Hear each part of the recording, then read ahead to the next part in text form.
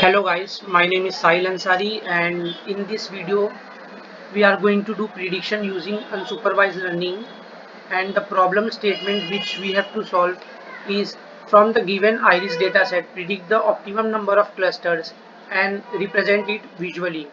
So for doing that we are going to use k-mean clustering algorithm along with elbow method. Elbow method will be used for finding the optimum number of clusters for k-mean clustering algorithm, and the data can be found from this link which we are going to use in this notebook, or we can load from scikit-learn's dataset using this syntax. In this notebook we will use this method for loading data. Now we will import all the required libraries like numpy, matplotlib.pyplot, pandas and scikit-learn's dataset library.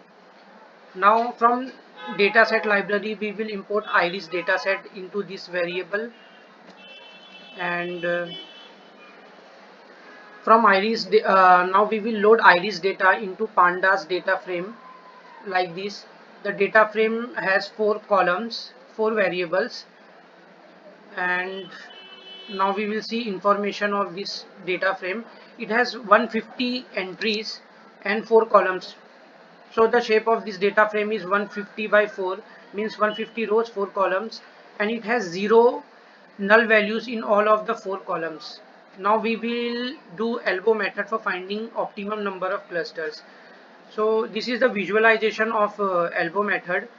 On y-axis we will place WCSS, which is within cluster sum of square, and on x-axis number of clusters. So what is WCSS? Within cluster sum of squares. So for finding WCSS, first we have to understand what is Euclidean distance. So yeah, from this example we can understand. Suppose this is New York and this is Boston, two cities of United States. So for finding Euclidean distance between these two cities, we will use this formula, the whole root x1 minus x2 square plus y1 minus y2 square. X1, x2, y1, y2 is the coordinates of these two data points or cities. So this is how we can find Euclidean distance. We don't have to remember this formula for finding WCSS because the algorithm will calculate automatically. This is just for understanding how it is calculated. So coming back to WCSS, so how we can find WCSS? Uh, s- uh, First you find the Euclidean distance between a given data point and the cluster to which it is assigned.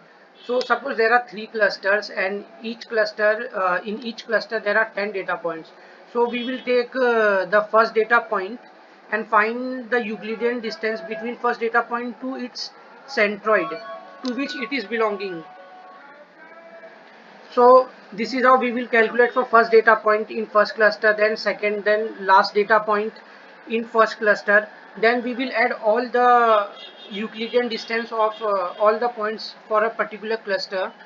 Then we will divide by number of data points in the cluster. So we will get the average Euclidean distance for a specific cluster.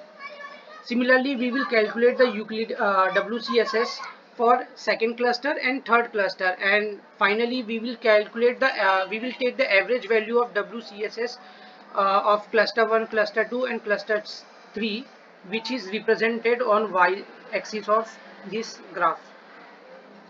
So the syntax for finding doing elbow method is here. First we will load the all the data points into this variable x using dot values. Dot values will convert this tabular data into two-dimensional array.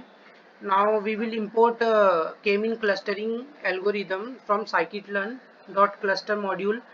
Now we will make empty list named WCSS. Then we will use for loop for number of clusters ranging from 1 to 12.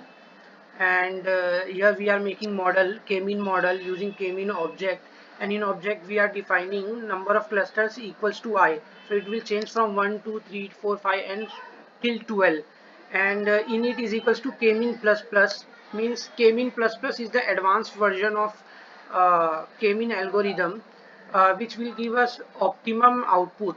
and maximum number of iteration is 30, init is 10, and random state is equals to 0. Random state, by using defining random state, we will get same output every time we run the code. We can use random state equals to 0, 1, 2, 3. Depending on the number assigned to it, we will get the same output every time we run it. Now we will feed the data of table which we have assigned in this x variable into the model. After assigning the data into model, fitting the data into model, we will calculate inertia. Model dot inertia will give us WCSS. So all the values of WCSS for all the data points we are putting in this WCSS list, and we are plotting the data from WCSS list by uh, on this graph. So we are by using plt.plot, we are plotting all the number of clusters from 1 to 12 and WCSS value of respective cluster on this graph. And title, x label, y label we have defined here. So from this algo method we can find, we can observe that there is a sudden drop in WCSS value from 0 to from 1 to 2 number of clusters, and from 2 to 3 the drop is medium, and from 3 the drop in WCSS value has been reduced. So we have to select number 3, number of clusters will be 3, because at this point the drop in WCSS will has been reduced tremendously. So this will be this value, this number of clusters will be 3, will be the optimum number of clusters for k-mean clustering. So again we are making a new model, and here we are defining the number of clusters equals to 3. So now after, and again we will feed the data in this model. Here we are feeding the data and fitting and doing prediction in this model, and assigning it to y-means variable. So here we can see this is our prediction. So these are the labels which we have assigned to each data point.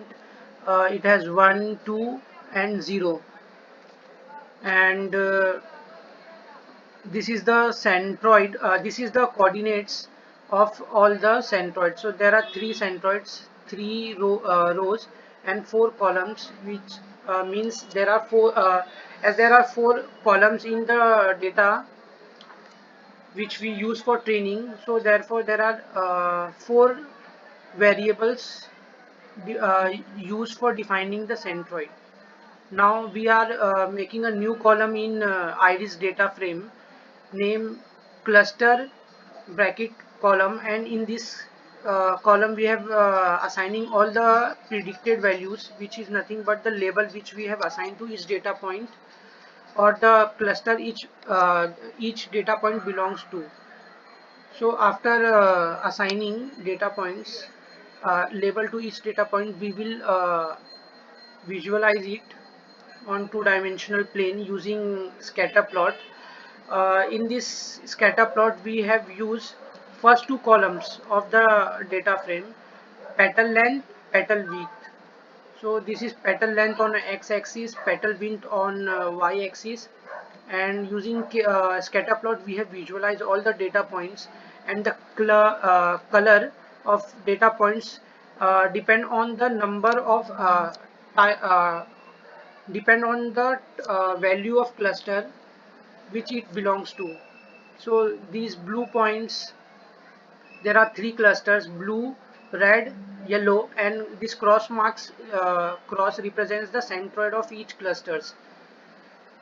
Similarly, by using last 2 columns, petal length and petal width, petal length on x-axis, petal width on y-axis, we are making again we are making scatter plot in by using last 2 variables of the training data, and we can see again there are 3 clusters, red,